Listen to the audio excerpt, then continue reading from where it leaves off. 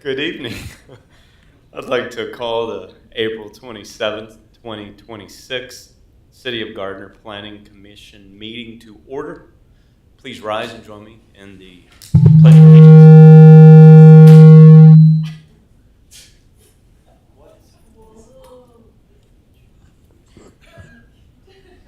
I pledge allegiance to the flag of the United States of America and to the republic for which it stands, one nation, under God, indivisible, with liberty and justice for all. No one's hurt, are they?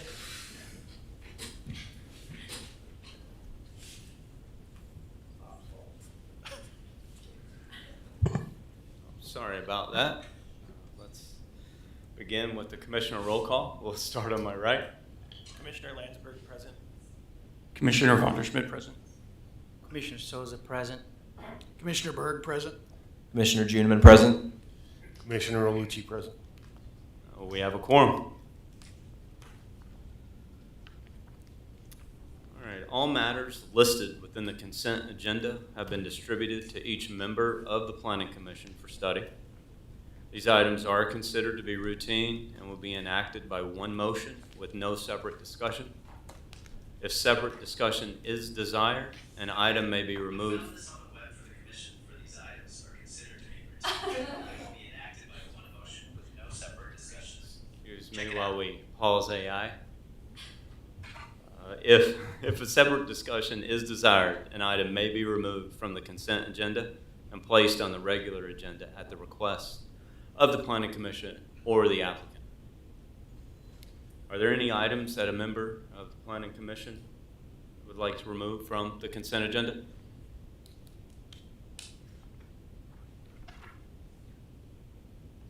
Just one small note. On item 4 of the consent agenda, condition 2, which is that the plat has to go to the Johnson County Board of Commissioners and the airport, that has already really been met. The county informed us it doesn't need to go for just this final plat since they saw the preliminary. Perfect. That'll be on item 4 as we get to it. Okay. Hearing none or no others, may I have a motion? So moved. Second. Motion made by Commissioner Olucci, second by Commissioner Berg.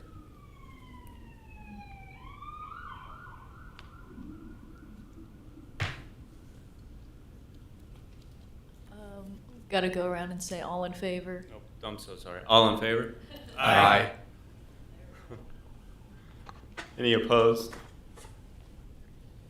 Any abstentions? The motion carries 6-0. Oh, I'm include myself, excuse me. The motion carries 7-0.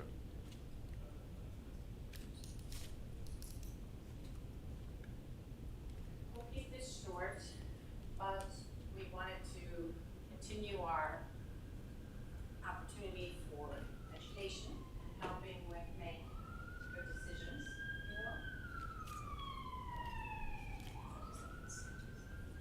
So I'll go ahead and get started, just to keep us short. Staff and legal counsel thought it would be beneficial to have a discussion about deliberations and the decision-making process. And so Catherine and I are going to tag team a little bit on this. But we wanted to start out by saying, what are findings of fact and why are they important in the decision-making process? Findings are conclusions that are reached as a result of an inquiry or investigation. And I'm going to get sort of off of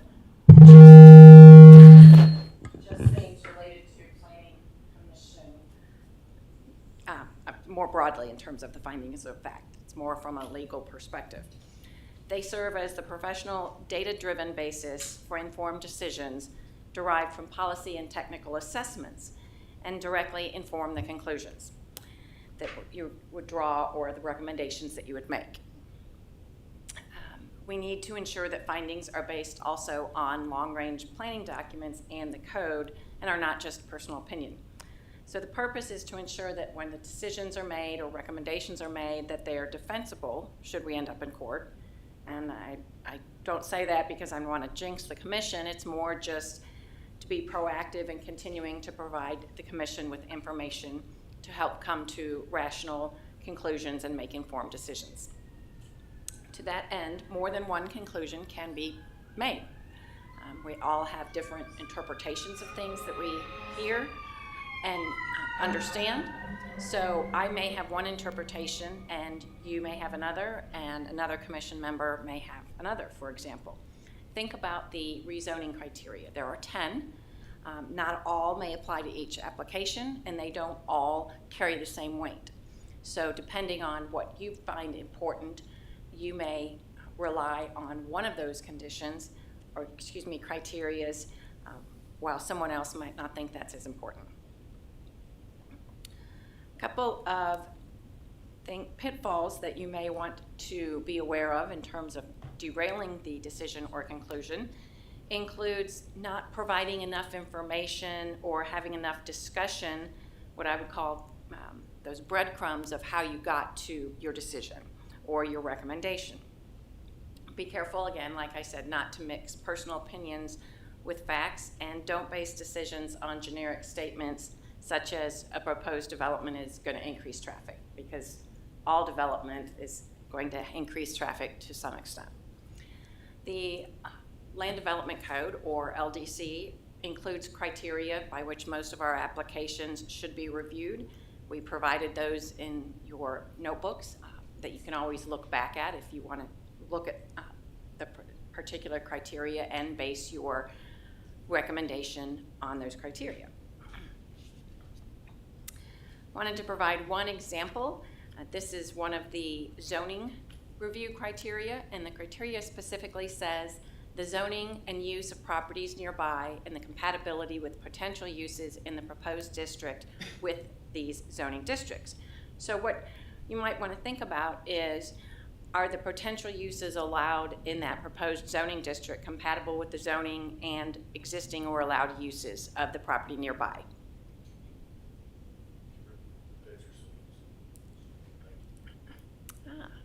We always forget about that. Thank you. So if you think that the proposed zoning is compatible with the zoning of the surrounding properties, then you would say yes, the zoning is compatible, and therefore I'm recommending the rezoning be approved. However, if you think that the proposed building types are much larger than the surroundings, or that there's going to generate a larger amount of traffic based on information that we've provided from the applicant relative to a traffic study, then you may say, no, I don't think this rezoning is appropriate based on the building types are much larger and the traffic study indicated that they're going to have to do all these improvements, or whatever you make your decision. But it's based on that traffic study, which is interesting because I bring that up. However, we don't provide you the full traffic study. We try to give you an idea of, from the executive summary, these are the recommendations that the traffic study is making, and in most cases, that's a requirement that they make those road improvements. I have a question for you Yeah. on that. So on the corner of 167th and Gardner Road, there's the northwest corner of that land is for sale, and I think it's zoned commercial, maybe heavy commercial. But right next to it would be zoned.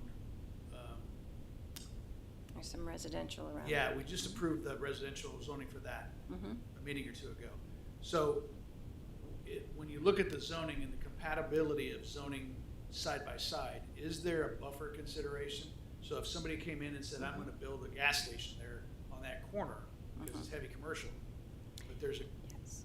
The buffer requirements are in our code, and it's based on the use.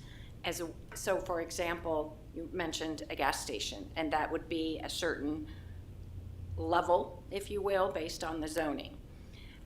When I say level, I mean level of use, and therefore it relates to the adjoining property that's residential is a different level, and that difference is where we find in our code the buffer requirements. Okay. And those buffer requirements include not only depth, but types of materials and or walls and things like that. So that's Okay. one way that they may have reduced the impact on the surrounding property. Okay, thank you. Any other questions? Well, I've got this last slide before I turn it over to Catherine in terms of some potential findings that, examples. So you might want to say that it conforms with the comprehensive plan, the future land use map that's found in the comprehensive plan. Just because it doesn't mean you shouldn't approve it, but you need to explain why that you're still recommending approve it. Maybe that area of the city has changed over time and our future land use plan hasn't caught up with it, for example. Other things relate to the compatibility of potential uses and nearby property, character of the neighborhood, if it's the scale of the buildings is compatible, or with the case of plan developments or plan zoning, the proposed development plan represents an improvement over what we would have seen had they not gone the plan development route. It might be because of the mixing of uses, or they've provided some design elements that make it a better project overall. So, any more questions? There's something really going on over here. I was going to turn it over to Catherine now from a legal perspective. She wanted to talk just a little bit about some examples from case law as well as the appeal process. So.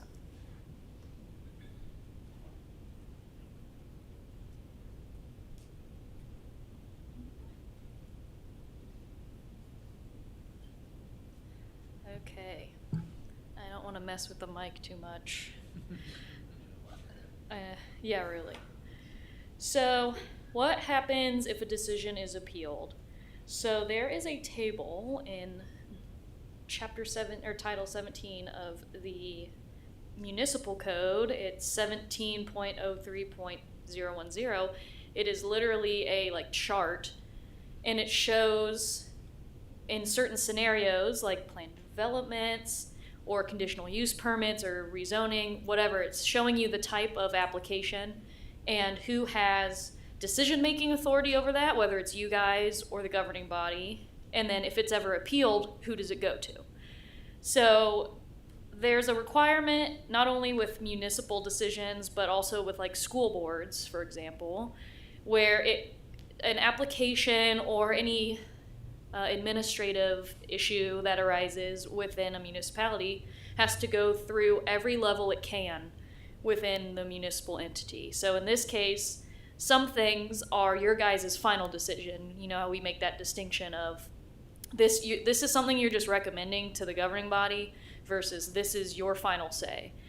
So there are things that have to go through either just you all or the governing body as well, or sometimes even the Board of Zoning Appeals. And that's also outlined in this chart. So for example, the things that you all have final say on are preliminary plats and final plats and final plans for a plan development, that kind of thing. And then things that have to be final decisions of the governing body would be, of course, rezoning is kind of the biggest one, but also conditional use permits, that's another big one too. So what happens if, let's say, the applicant is not very happy about the decision, even when it gets to the governing body level? So if something is recommended by you and it goes to the governing body, the next step there, unless the governing body wants you guys to elaborate on your previous decision or something, is that applicant has to take it to district court. That's the only time it can go to court, is if it's gone through this entire process with you all, or if it's something like a variance, that will be a Board of Zoning Appeals thing. So once it reaches the final level within Gardner, that is the only time where something can be taken up to district court. So that is litigation. It has officially entered the court system. So that goes district court, Kansas Court of Appeals, Kansas Supreme Court, all of that stuff. There are some relevant cases. There's one landmark case, really, what we call a landmark case, and it happened in the 70s, and it's called Golden v. City of Overland Park, and that's kind of what a lot of cities base their rezoning elements on in their code, is because in this case, the applicant wanted to rezone his property from an office building to basically CP1 planned retail. And the planning commission basically said no, they denied it. Trial court said that this was an unreasonable denial of this rezoning. And it makes it all the way up to the Kansas Supreme Court, which for municipal things, that's kind of a big deal. And the Supreme Court sided with the applicant, which is also kind of a big deal. That's kind of rare. And they said that the Planning Commission has to establish this kind of 8-factor framework for considering rezoning. The court, Kansas Court of Appeals, wants you all to look at elements, not just with rezoning, but with any application you hear, and state on the record what elements you are considering and why you think this application meets those things. Because if this ever were to go to court, that's what they would look at, is your decision-making, your processing of all the elements that's in the code. Usually, like in a City of Leavenworth case, that's another good one, but it was all the way in 1990. But they basically reaffirmed the Planning Commission decision because the city has considered all of these relevant factors and established it on the record. So if you do that correctly, trial court and above has better reasoning to back up your decision. Also why it's important, and this is kind of a separate presentation at some other point, but you are required, the city is required by the Kansas Open Meetings Act to, of course we record it, but to have these meetings noticed to the public in a certain manner, and then everything must be recorded and kept on record for people to go back and look at why you made this certain decision, etc. So not only does your analysis of these factors for these applications help out the city if this were to ever get litigated, but it serves a requirement, a legal requirement for the community to see what your reasoning is behind yes or no to these applications, if that makes sense.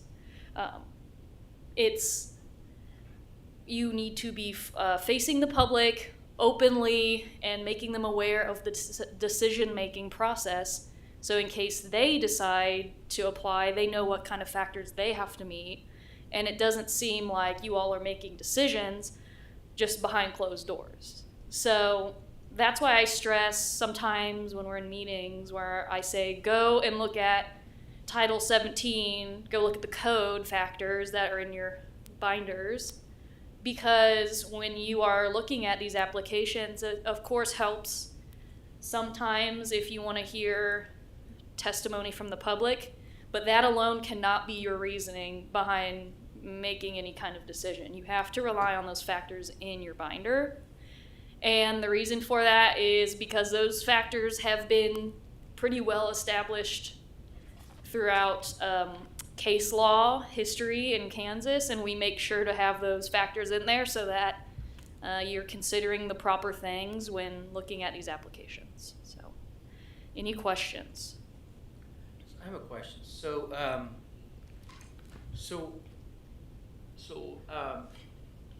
When we are reviewing and recommending approval for, the wording is already comes from staff, right? So do they, before they recommend something, because pretty much we're just reading off what's saying on the recommendation. Are they double checking to make sure there's any, because we don't know. Right. So staff's role is not only to assist with the technical standpoint, because they are the people who live and breathe the Right. code. So they look through those specific like numerical requirements with certain footage and all that stuff that you would never be expected to know about that's deep within the code. So that's kind of, they help out in that sense. And then also sometimes the wording, that's why there's suggested wording, whether you say, if you approve, you say this, if you deny, you would say this, because it kind of just helps the meeting flow better, just to make sure that everyone's kind of following a script where we're not rambling on and losing people if they were to read a transcript of all of this. So when they're recommending something, they're using the wording that in the future may help with. Right. They're trying to use wording that's very clear and concise, and they do give multiple options. So yes, they end up recommending something based on their technical review of the code. But overall, if you disagree with that, or if you need more clarification about that and you need to ask the applicant things, or you've heard public testimony that raises additional questions, that's where you guys step in, is to look at the technical knowledge that's been already passed along from staff and apply that to those elements, because staff looks at those elements, but that's not their first and that's not their initial point of review, is to do the legal review and go over the actual elements of everything. They're kind of more of a technical assistance. So staff they're recommending, they're not telling, if that makes sense, just because it would be impossible if you guys had to go start from square one. I remember there are a few times that we actually had to add a few things Right, to the exactly. recommendation. There was, Yep. a few, but we had. Or take away Or take away things. So that's where you all come in, is if something seems impractical, or if you have a question about a traffic study or something, you are having the perspective of every civilian that lives here who does not have that technical knowledge that staff has. So you all bring a different approach to the commission, and that's why your discussion is very important on the record. So that if a trial court or an applicant who is very frustrated with this decision goes back and looks, they see, well, someone wanted this and someone said no, and they had a long discussion about all these elements. Thank you. Any other questions? Maybe more or less a clarification versus a question, but whenever there is, I'll just say, something that we might not want to recommend or approve as an individual, planning commissioner, what I'm hearing is we should provide a bit more color as to the reasoning why, such as referencing back to the development code and Right. where that particular item did not meet it. Yes, especially, for yeses and nos, but especially for denials, explaining why that's happening and what particular element perhaps, or what factor is really weighing heavily on your denial, not so that it just saves you guys if this were to ever be litigated, but because it informs future applicants of what you consider to be a substantial factor in your analysis of their application, so that in the future maybe people don't do whatever you guys denied it for, or they provide more of whatever you needed from that past applicant that didn't have that element. And that needs to be in the motion, not just. It could be in your discussion. Okay. Oh yeah, it could be. So since all this is recorded, every single thing, you can go back and look at the full discussion. Courts have gone back and looked, especially for cities that just do transcripts, which would stink to have to be that person who types that out. But they will go back and look at the full discussion. It's not just your actual motion. So all of this is on the record. Mm-hmm. Just had another. So you talk about transcript, right? Mm-hmm. So in the past, it used to be word for word. Commissioner Souza said this, blah, blah, blah, blah. Mm-hmm. We don't see that anymore. So how does it play into, they just have to review a video? So the video is kept online. So the Kansas Open Meetings Act permits video instead of transcript, just for ease of access, and also because cities don't want to have someone type out everything. So video meets the COMA requirements, and even sometimes recording. The main thing is that you provide proper notice of the meetings, and that people know when and where we're having these meetings, and that this is recorded somewhere. Doesn't matter if it's video or transcript. But I just think YouTube is like an easier thing nowadays, whereas back a few years ago, probably it was a little more difficult to figure out an alternative other than just using a transcript. Any other questions? Okay, thank you guys. Thank you. try to do this without any reverb anywhere. But, item number 2 on the regular agenda, Aspen Place Apartments, final plat, planned urban development residential, located at 101 Aspen Lane. And seeing there's, That was probably the consent agenda. I'm so sorry. That's where we started, my bad.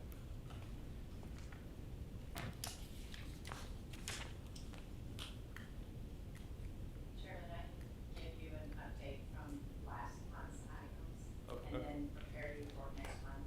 There's some we already talked about some of your applications, just in terms of, hey, there's meetings going on. Last month, we had 2 items, Lone Star and Horizon Point final plats. Those went to council for dedication easement right of ways. There's no issues with that. On the 20th, the conditional use permit for the short-term rental was considered, and the council did actually overturn your decision to deny, or your recommendation to deny it. They approved it, which actually was very useful in terms of some of the things that they were thinking about. They were not as concerned, and concerned probably isn't the right term, with the HOA, because that is a separate entity that would be, the HOA would have to address their private restrictions, and they didn't want to be seen as, well, when there is an HOA, we take this into account, but when there isn't an HOA, then we don't have that same information, for example. So, I will also let you know that we have another short-term rental application, that will be on your May agenda. In addition, we have a revised preliminary plat for Four Corners. You may recall that there were some conditions on that plat, and they are coming back with a revised plat in order to address those.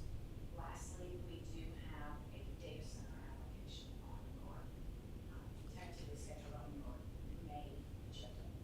And the May meeting is the 26th. It's on Tuesday, the day after Memorial Day. So if there's anyone that will not be in town, please let us know. 26?